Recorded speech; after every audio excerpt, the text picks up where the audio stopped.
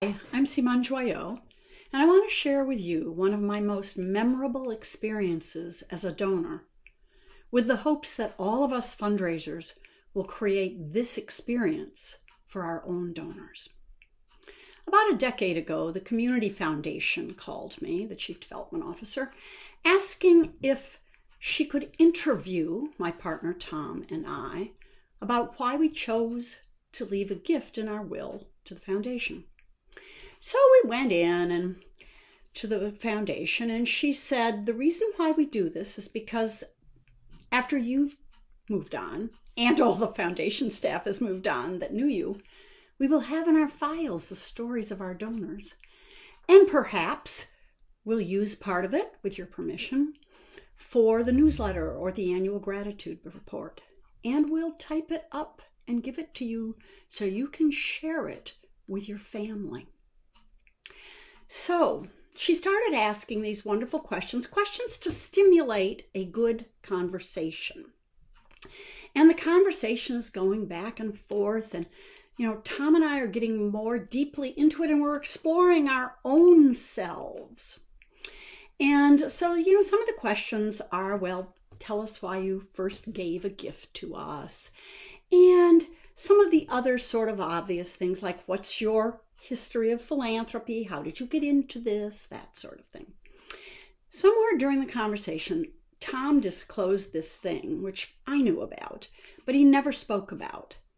And I asked him later, why in heaven's name did you do that? And he said, because I was moved to, because something that was happening there during the conversation made me think about this and reflect. So I started collecting questions at workshops, etc., with asking fundraisers like us, what questions would you ask donors? And so one of my favorite questions that someone came up with was, share with me your life's most enduring moments. And another question is, if you had a family slogan, what would it be? And Tom and I actually have a family slogan. And another question was, how would you describe your own personal mission? And then other things like, why does this cause matter to you, etc. But the question that she asked during our conversation that really hit me was, how do you want to be remembered? And of course, there's the 10-foot high, flashing Simone Joyeux and Tom Ahern. But I realized when she asked that question, how do I want to be remembered? I want to be remembered as a kick-ass fighter for social justice.